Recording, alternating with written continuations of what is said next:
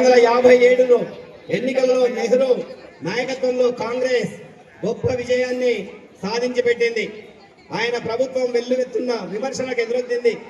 పార్టీలో అంతర్గతంగా ఉన్న అవినీతి అంతర్గత కుమ్ములాటలతో విసిగిపోయిన నెహ్రూ పదవికి రాజీనామా చేసి సేవలు కొనసాగించాలని భావించారు. 1959లో కాంగ్రెస్ పార్టీ అధ్యక్షురాలుగా ఆయన కుమార్తె ఇందిరాగాంధీ ఎన్నిక బంధుప్రీతి విమర్శలు రేకెత్తించింది. నెహ్రూ ఆమె వర్గంలో స్థానాన్ని సైతం తిరస్కరించారు. ఇందిరాగాంధీ తన తండ్రి విధానంతో విభేదించారు. ఆయనకు కాంగ్రెస్ వర్గంతో ఉన్న వ్యక్తిగత విజయించారు. నెహ్రూ ఆమె దయలేని విధానం భారత సైన్యాన్ని ఆజ్ఞాపించారు. సైనిక చర్య జరిపినందుకు నెహ్రూ ప్రజలతో పాటు విమర్శలను కూడా సామ్రాజ్యవాద బాధితులుగా మనం ఐకమత్యంగా ఉండాలని భావించి హిందీ చీనీ భాయ్ భాయ్ భాయినీలు సోదరులు అనే మాటలతో నెహ్రూ తన భావాన్ని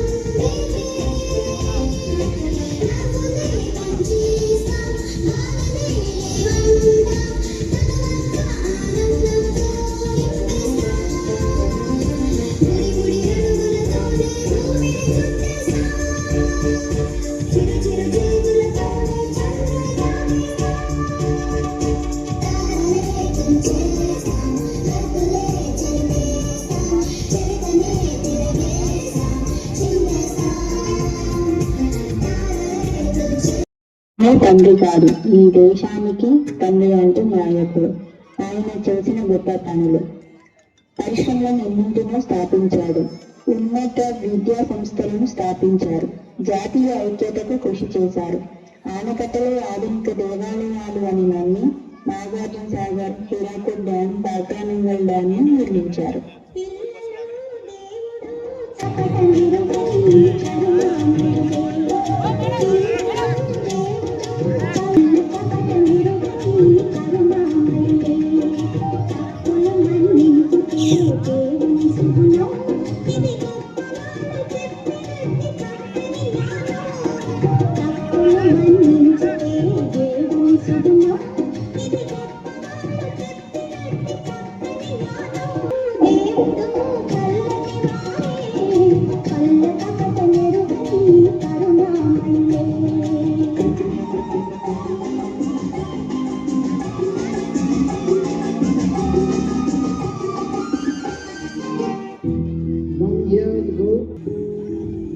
At the stroke of the midnight hour, when the world sleeps, India will awake.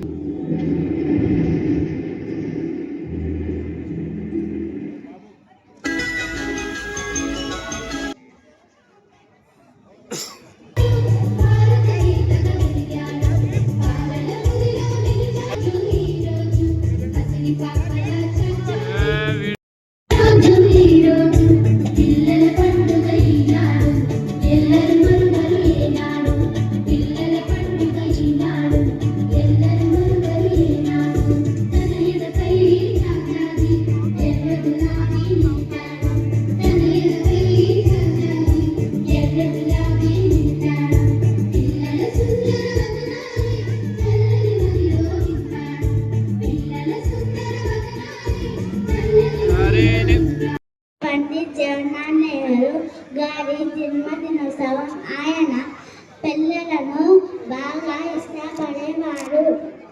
ఆయన పుట్టినరోజు భారత దినోత్సవంగా ప్రకటించారు. అందుకే మనం బాగా చదవాలి, మంచి లక్షణాలు పెట్టుకోవాలి. ఈరోజు కేవలం ఆటలు వినోదం మాత్రమే కాదు, మన భవిష్యత్ కోసం సంకల్పం చేయాల్సిన రోజు. మరోసారి భారత దినోత్సవం శుభాకాంక్షలు. అమ్మ రాసిచ్చిన ఉపన్యాసాన్ని మా నాన్న చెప్పిన వాటిని శ్రద్ధగా చదువుకొని వచ్చి మీ అందరికీ చెప్పాను. Very good. శుభమస్తు తల్లి. హ్యాపీ. 11 years అంటే 11 నీ వయసు 11 సంవత్సరాలు. మన ప్రధాని జవహర్లాల్ నెహ్రూ గారు పుట్టి 136 సంవత్సరాలు, అంటే 136 సంవత్సరాల తర్వాత 11వ సంవత్సరం.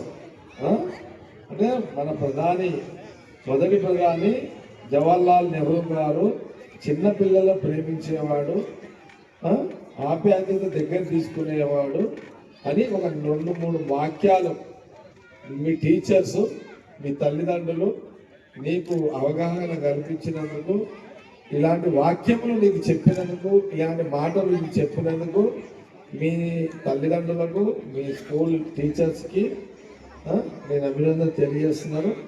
ఈ 11 సంవత్సరాల జవహర్లాల్ నెహ్రూ ఆనాటి మొదటి ప్రధాని ఏం చెప్పిండు, మరి నిజంగా చెప్పాలంటే కాలక్రమంలో ఈ బాలల దినోత్సవాల కార్యక్రమాలు కనుమరుగైపోతున్నాయి. ఇది ఒక దురదృష్టము. ఈ దేశంలో, ఈ రాష్ట్రాలలో ఆనాడు జవహర్లాల్ నెహ్రూ గారు మొదటి ప్రధానమంత్రి. ఆ రోజు దేశ ప్రజలు తినడానికి తిండి లేని కాలంలో ఆయన ప్రధానమంత్రి కావడము, మరి ఈ రోజు అందరూ సుఖశాంతులతో జీవిస్తున్నాము యావత్ ప్రజలందరూ అంటే ఆ రోజు మహాత్మా గాంధీ నీడలో, వారి అడుగుదాడుల్లో, అనేక మంది త్యాగాలలో మరి జవహర్లాల్ నెహ్రూ ప్రధానమంత్రి కావడము, మరి ఈరోజు చక్కగా చిన్నపిల్లలను ఆప్యాయంగా, ప్రేమగా భావి భవిష్యత్ తరాల పిల్లలు వీళ్ళే దేశానికి వీళ్ళు మంచి ఆదర్శులు కావాలని అని ఒక మంచి ఒక ఆనాటి వాక్యాలన్నీ, ఆనాటి మాటలన్నీ కూడా. మరి నీ పేరు భవిష్య, మరి భవిష్య తల్లిదండ్రులు, టీచర్స్ మరి ఈ మాట నీకు చెప్పిన రోజులు అయింది ఎట్లా? నువ్వైతే ఇప్పుడు డైరెక్ట్గా వచ్చి మాట్లాడుతున్నావు. ఎప్పుడు చెప్పారు ఇది?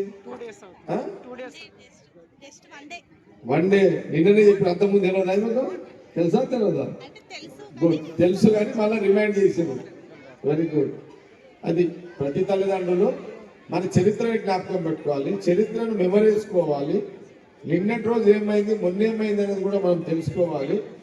ఈరోజు చాలా మంది రాజకీయ నాయకులు అంటుంటారు, ప్రధానమంత్రి ఆనాడు ఇప్పుడున్న ఈ మధ్యలో నాయకులు అంటున్నారు ఇందిరాగాంధీ ఏం చేసిండే, రాజీవ్ గాంధీ ఏం చేసిండే, జవహర్లాల్ నెహ్రూ ఏం చేసిండే, మహాత్మా గాంధీ ఏం చేసిండు, మహాత్మా గాంధీ ఏం చేసిండంటారు, జవహర్లాల్ నెహ్రూ ఏం చేసిండంటారు, మరి మోతీలాల్ నెహ్రూ ఏం చేసిండంటారు, రాజీవ్ గాంధీ ఏం చేసిండంటారు, సోనియా గాంధీ ఏం చేసిందంటారు, రాహుల్ గాంధీ ఏం చేసిందంటారు. అసలు కాంగ్రెస్ పార్టీ ఏం చేసిందయ్యా అంటే వాళ్ళు ఆస్తులు ప్రజల స్వాతంత్ర ఉద్యమం కోసం దారదత్తం చేసి వాళ్ళ ఆస్తులు దేశ ప్రజల కోసం ఇచ్చారు. వాళ్ళ ప్రాణాలు ప్రధానమంత్రులు కూడా దేశ ప్రజల భద్రత విషయంలో ప్రాణత్యాగాలు చేసిండ్రు. వాళ్ళు ఇప్పటికీ ఆస్తులను పుట్టి పెరిగి అన్ని దానం చేసిన కుటుంబం ఈ రోజు కూడా వాళ్ళు గవర్నమెంట్ క్వార్టర్స్ లో ఉంటారు. వాళ్ళు ఇప్పటికి కూడా వాళ్ళు గవర్నమెంట్ క్వార్టర్స్ లో ఉంటారు. వాళ్ళు సొంతది బిల్డింగ్ లేవు వాళ్ళకు. కాబట్టి కొంత మూర్ఖ నాయకులు చాలా మంది మాట్లాడుతుంటారు, కాంగ్రెస్ ఏం చేసిందే, వాళ్ళు ఇందిరాగాంధీ ఏం చేసింది, జవహర్లాల్ నెహ్రూ ఏం చేసిండు, రాజీవ్ గాంధీ ఏం చేసింది, సోనియా గాంధీ ఏం చేసింది, మళ్ళా ఇందిరాగాంధీ ఏం చేసింది, రాహుల్ గాంధీ ఏం చేస్తుంది, ఇవన్నీ మాట్లాడతారు. కానీ ఈ చిన్న బాబు చెప్పిందన్న బుద్ధి తెచ్చుకోవాలని నేటి సమాజం నాయకులు నేను తెలియజేస్తున్నాను. ఏమో అర్థం కదా? మళ్ళీ నీ పేరు చెప్పు. భవిష్యత్ చెప్పిన మాటలు. మొదటి ప్రధాని ఆనాటి జవహర్లాల్ నెహ్రూ ఆప్యాయంగా పలకరించేవాడు అతనే జవహర్లాల్ నెహ్రూ అనే విషయాన్ని మనము ఏ ప్రభుత్వం ఉన్నా కూడా త్యాగాల నాయకులను త్యాగ పురుషులను మరవరాదు అనే విషయాన్ని నేను ఈ సందర్భంలో పాప అన్నందుకు నేను మాటలు చెప్పడం జరిగింది. గుడ్ పాప, రైట్. అదిగదిగో ఆకాశం గల్లున తెల్లారి వస్తున్నాడడిగో మన అగ్గి పిడుగు అల్లూరి, అగ్గి పిడుగు అల్లూరి. ఎవడు రానా భరత జాతిని కప్పమడిగిన దుచ్చుడు, ఎవడా బుగరు పట్టిన తెల్లదొరగాడు. ప్రజలు తెరువుకు దేశం వచ్చి బానిసలుగా మమ్మురించి పన్ను అడిగే కొమ్ములొచ్చిన దమ్ము ఎవడికి వచ్చెరా? పడుగు చీని బక్కుమంటే ముడుకు నెత్తులు ఉప్పెనైతే ఆ చంద్ర నిప్పుల పన్ను గడిది చూడరా? అన్నా మన్యం ధర అల్లూరి చుట్టుముట్టి మంచి మార్మల పెట్టి మరపి రంగులెక్కు పెట్టి 100 గుళ్ళు ఒక్కసారి పెడితే వందే మాతరం, వందే మాతరం, వందే మాతరం, వందే మాతరం, వందే మాతరం. అన్నది ఆకాశం. ఆజాదు హింద్ ఫౌజ్ దళపతి నేతాజీ, అఖండ భరత జాతి ఖండవరో శివాజీ. సాయుధ సంగ్రామమే న్యాయమని, స్వతంత్ర భారతావని మన స్వర్గమని, ప్రతి మనిషి ఒక సైనికుడై ప్రాణార్పణ చెయ్యాలని హింద్ ఫౌజ్ జై హింద్ అని దరివాడు. గగన సిగల దిగసి కనుమరుగైపోయారు. జోహార్ జోహార్ సుభాష్ చంద్ర బోస్, జోహార్ జోహార్ సుభాష్ చంద్ర బోస్. बच्चों को लेकर के हर मन प्रभावित होता है, द्रवित होता है, सो बच्चों के प्रति आकर्षित होता है। और नेहरू जी के संदर्भ में अगर हम कुछ और थोड़ा बहुत देने की थोड़ी बहुत जानकारी हमारी ओर से कि नेहरू जी, उनका घर, उनका निवास किसी नहर के पास होने के कारण उनको नेहरू की उपाधि दी गई थी। उसके बाद सच्चे भारतवासी के रूप में, सच्चे भक्त के रूप में नेहरू जी अपने आप को सिद्ध किया है। जैसे कि हमने सुना था कि हाल में केसरिया 2 मूवी में तेरी मिट्टी में मिल जावा निर्मन के गुल बन के मैं खिल जावा। ये जो गीत लिखा गया है मनोज मुंतशिर के द्वारा, ये पूर्ण रूप से जवाहरलाल नेहरू के जीवन से संबंधित है, क्योंकि जवाहरलाल नेहरू अपनी वसीयतनामा में लिख करके बताया है कि जब उनकी मृत्यु हुई थी तो उनके अस्थि कलश ऐसे जगह बहाएं जहां गंगा का तट है, कि गंगा के तट पर जिस प्रकार की धरती है, अच्छी अच्छी फसलें देने वाली भूमि है, उसमें मेरे अस्थि कलश वायुयान के द्वारा इस धरती पर डाला जाए ताकि वे फिर से फसल बन के उगूं और अच्छे से फूल बन के मैं फिर से विकास कर सकूं। इस प्रकार की भावना को लेकर के आज से लगभग आधी शताब्दी पहले 60 वर्ष 50-60 वर्ष पहले ही उन्होंने अपनी वसीयतनामा में इस प्रकार की जो लिख करके बताया था। यही गीत को लेकर के मनोज मुंतशिर ने बहुत ही सुंदर ढंग से ये गीत बनाया है केसरिया मूवी में। इस प्रकार की भावना, सच्चे देशभक्ति की भावना नेहरू जी से, और नेहरू जी का नारा था कि आराम हराम है। सारे भारतवासियों के लिए ये नारा संग्राम में सर्वप्रथम गांधी जी के नेतृत्व के द्वारा ही 1912 में कानूनी शिक्षा पूरी करने के बाद केम्ब्रिज यूनिवर्सिटी से जब ये भारत आए, तो भारत की राजनीतिक स्थिति को देखने के बाद, गांधी जी के आंदोलन को देखने के बाद उन्होंने हम खुद को स्वयं को भारतीय स्वतंत्रता आंदोलन में शामिल किया। और ये जो महात्मा गांधी जो रूप है ना, ये जो हमारे बापू यानी कि भारतवासियों के जाति पिता जो कहते हैं, इनको देखने से ही हमारे मन में एक छवि उभरती है। किस प्रकार की छवि उभरती है कि ऑटोमेटिकली इनकी परिभाषा डेफिनेशन हम देते हैं कि अगर किसी अंग्रेज को हम बताएंगे कि हु इज द गांधी, यानी कि गांधी कौन है, तो हम सीधे शब्दों में ये कहते हैं कि गांधी वे है कि पहनते थे टूटी मोटी, यानी कि बापू हमारे सबसे प्यारे पहनते थे ऐनक टूटी फूटी, पहनते थे ऐनक टूटी फूटी, और पहने थे शरीर पर छोटी सी लंगोटी, और हाथ में उनके होती थी एक लाठी जिनके आत्मविश्वास के आगे झुक जाती थी हिमालय की भी चोटी। ये इनकी परिभाषा। इस प्रकार से हर नेता को, स्वतंत्रता संग्राम से जुड़े हर नेता को अगर देखते हैं तो कोई ना कोई छवि, कोई ना कोई परिभाषा हमारे मन में उभरती है। ये एक प्रेरणादायक है सारे भारतवासियों के लिए, और इन्हीं के अनुसार हमको अग्रसर होना है। इनके सिद्धांतों को और मूल्यों को अपनाते हुए हमको भारत को अग्रसर करने, विकास की ओर ले चलना है।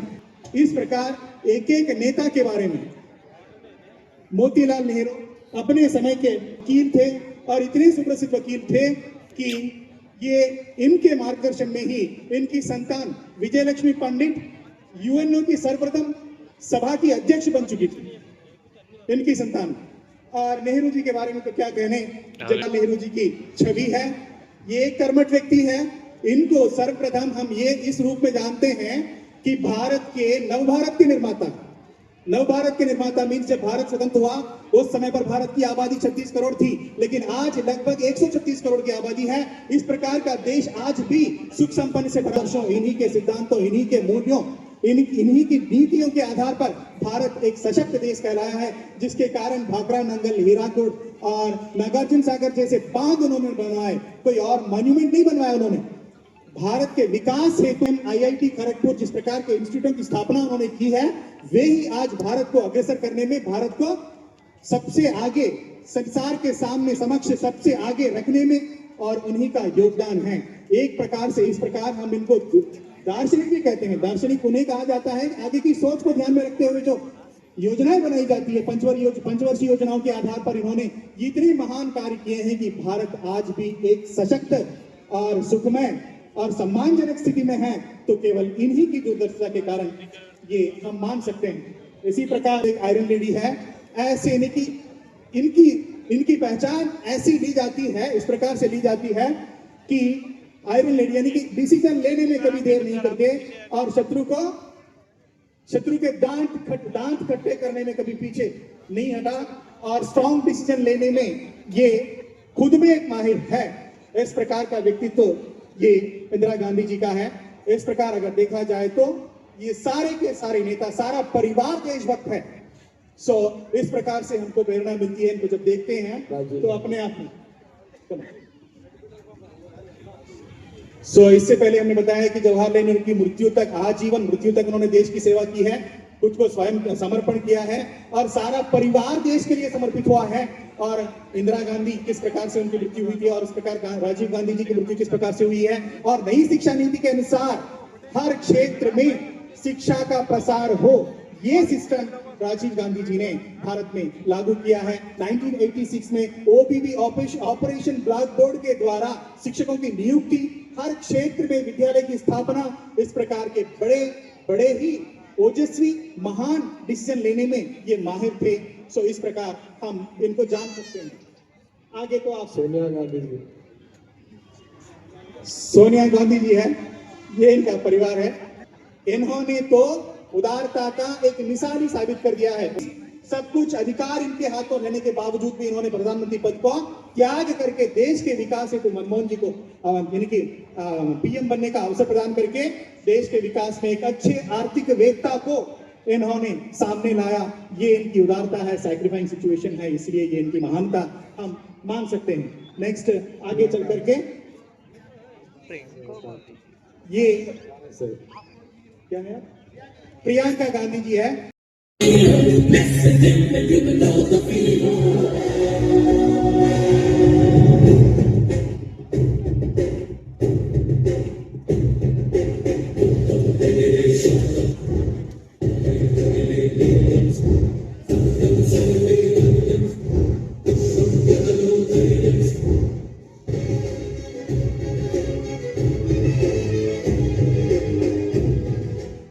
ఈ ఆస్తులు పేదలకు పంచితే భావితరాలు చిగురిస్తాయి.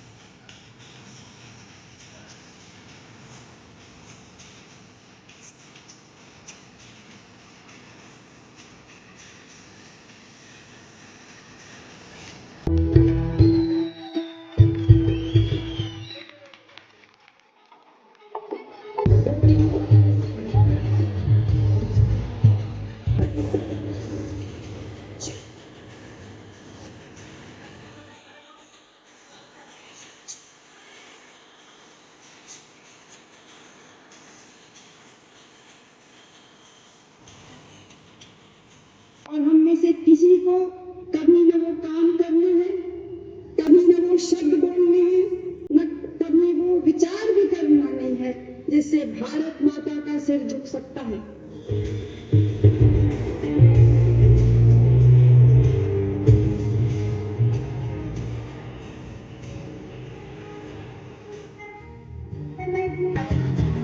और अगर मेरी जान जाएगी तो मैं कह सकती हूँ कि एक एक खून का कतरा जितना मेरा है, तो एक एक खून एक भारत को जीवित करेगा।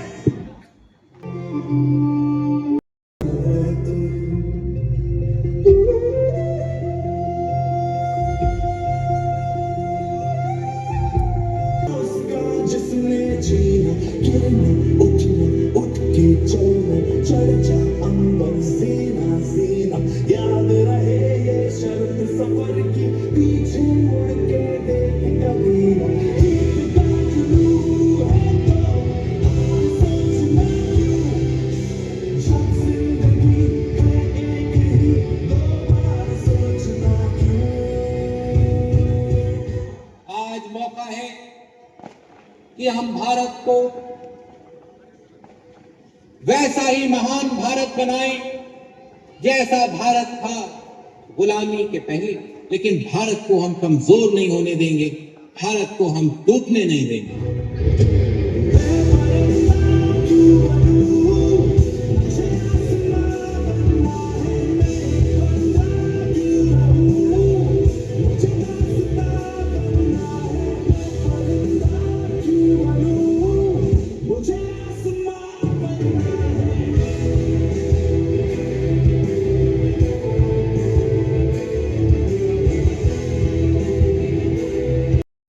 ఈ రోజుకి 136వ జయంతి ఈ సందర్భంలో జవహర్లాల్ నెహ్రూ గారి పుట్టి దాదాపు 136 సంవత్సరాలు జరిగింది. వారి దేశానికి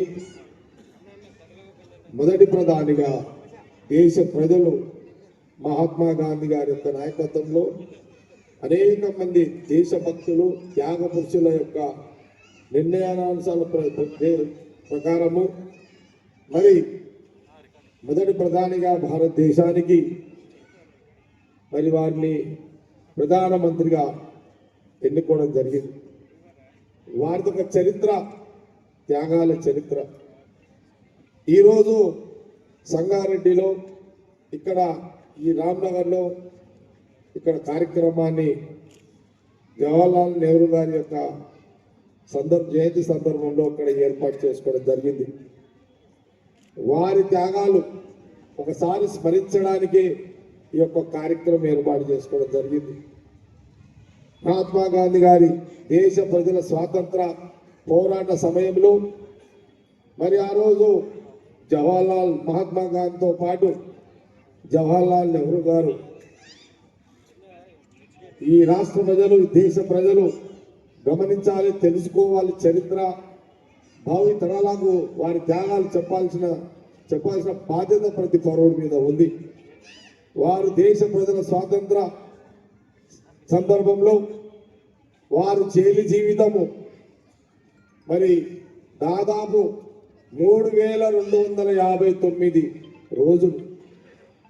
నెహ్రూ గారు దేశ ప్రజల స్వాతంత్రం కోసం 3259 రోజులు వారి యవ్వనంలో వారు దేశ ప్రజలకు జైలు జీవితం గడపడం జరిగింది. 3259 రోజులంటే మాజామాజీ కాదు. మనం ఒక్క రోజు 2 రోజులు 10 రోజులు ఏదో సందర్భం టైం ఆగలి జైల్లో పడితే కాళ్ళు చేతులు కొట్టుకుంటాం. కానీ జవహర్లాల్ నెహ్రూ గారు దేశ ప్రజల కోసం 3259 రోజులు వారు జైలు జీవితం గడిపారు. వారి తండ్రి మోతీలాల్ నెహ్రూ గారు అడ్వకేట్గా, కాశ్మీర్ పండిత అడ్వకేట్గా అనేక లక్షల ఆస్తుల సంపాదన అంతా కూడా మహాత్మా గాంధీ గారి యొక్క నాయకత్వంలో మరి మోతీలాల్ నెహ్రూ గారు దేశ ప్రజలకు వారి ఆస్తులను దారదత్తం చేయడం జరిగింది. తనంతరం వారి వంశం అంతా కూడా దేశ ప్రజల కోసం మహాత్మా గాంధీ గారి నాయకత్వంలో మరి ఆ తర్వాత ఇందిరాగాంధీ గారు వారి దేశ ప్రధానిగా ఈ దేశ ప్రజలకు ఎన్నెన్నో మరి అభివృద్ధి కార్యక్రమాలు చేయడం కూడా జరిగింది. దేశ ప్రజలకు కూడా తెలుసు. ఇందిరాగాంధీ గారి తర్వాత రాజీవ్ గాంధీ గారు కూడా ప్రధానిగా మరి ఇందిరాగాంధీ గారు వారు దేశ సేవనే కాదు, దేశ ప్రజల భద్రత విషయంలో కూడా వారు ప్రాణ త్యాగానికి చేయడం జరిగింది, బలి కావడం జరిగింది ఇందిరాగాంధీ గారు.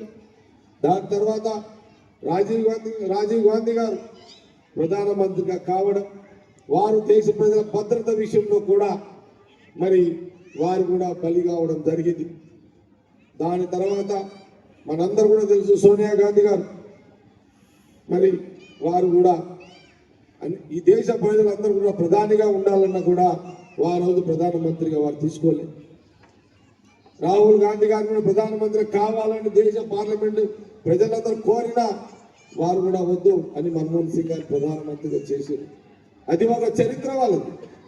దాని తదనంతరము మరి ప్రియాంక గాంధీ గారు, ఈరోజు రాహుల్ గాంధీ గారు మనందరూ కూడా తెలుసు భారత్ జోడో యాత్ర, భారత్ న్యాయ యాత్ర కన్యాకుమారి కాశ్మీర్ వరకు 4000 కిలోమీటర్లు వారు మరి పాదయాత్ర చేయడం జరిగింది. మరి ఈ కుటుంబం అంతా కూడా వారి కుటుంబాలంతా కూడా చూసుకుంటే ఆనాటి మోతీలాల్ నెహ్రూ మహాత్మా గాంధీ గారి యొక్క నాయకత్వంలో ఆనాటి మోతీలాల్ నెహ్రూ గారు, జవహర్లాల్ నెహ్రూ గారు, వారితో పాటు ఇందిరాగాంధీ గారు, రాజీవ్ గాంధీ గారు, సోనియా గాంధీ గారు, మరి ప్రియాంక గాంధీ గారు, ఈరోజు మన నాయకత్వం వహిస్తున్న మన నాయకుడు రాహుల్ గాంధీ గారు, మరి జవహర్లాల్ నెహ్రూ గారి మునిమన్వడు ఈరోజు రాహుల్ గాంధీ గారు. ఈరోజు వారు కూడా మొత్తము పూర్తి దేశ ప్రజల కోసమే, పదవులు కాదు ఏదో కావాలని వారు ఎప్పుడు కూడా ఆశించకుండానే ఈరోజు రాహుల్ గాంధీ గారు కూడా మరి భారత్ జోడో యాత్ర, న్యాయయాత్ర మరి ప్రజల మధ్యలోనే వారు ప్రయాణం చేయడం జరుగుతుంది. ఇది వారి యొక్క చరిత్ర. చాలా మంది ఈరోజు మాట్లాడుతుంటారు, అనేక రాజకీయ పార్టీలు వచ్చినాయి. ఆ రోజు స్వతంత్ర ఉద్యమంలో పుట్టినోళ్ళు కూడా మాట్లాడుతున్నారు. ఈ రోజు ప్రధానులుగా, ముఖ్యమంత్రులుగా అనేక మంది అవుతున్నారు. కానీ ఎవరిది కూడా ఆ రోజు స్వతంత్రం ఈ వేదిక మీద ఉన్న ఈ కుటుంబ వేషధారులతో ఉన్నారో ఈ నాయకుల యొక్క చరిత్ర ఈ భూమి మీద ఎవరికి కూడా లేదు. ఈరోజు అనేక మంది ప్రధానమంత్రులు అవుతున్నారు, ముఖ్యమంత్రులు అవుతున్నారు, ఏదేదో మాట్లాడతారు, ఆ కుటుంబం గురించి మూర్ఖంగా మాట్లాడతారు, అనాలోచితంగా మాట్లాడుతుంటారు. కానీ ఆనాటి నుంచి మోతీలాల్, జవహర్లాల్ నెహ్రూ మరి వారి కుటుంబం అంతా కూడా ఈరోజు వారు ఆస్తులు, వాళ్ళ ప్రాణాలు, వాళ్ళ త్యాగాలు, వాళ్ళ పాలన, పరిపాలన దేశ ప్రజల కోసమే అనే విషయాన్ని నేను ఈ సందర్భంలో జవహర్లాల్ నెహ్రూ గారి 136వ జయంతి సందర్భంలో ఈ వేదిక మీద ద్వారా చెప్పాలని ఒక ఆలోచనతోటి నేను మా కాంగ్రెస్ పార్టీకి సంబంధించిన నాయకులు, కార్యకర్తలతో ఈరోజు ఈ కార్యక్రమాన్ని సంగారెడ్డిలో నేను ఏర్పాటు చేయడం జరిగింది. ఇదొక చరిత్ర. అనేక మంది రాజకీయ నాయకులు ఈ చరిత్రని కాల రాయాలని, వీళ్ళ చరిత్ర లేకుండా చేయాలని అనేక కుట్రలు, కుతంత్రాలు, అనేక రాజకీయ నాయకుల యొక్క ప్రయత్నాలు కొనసాగుతున్నాయి.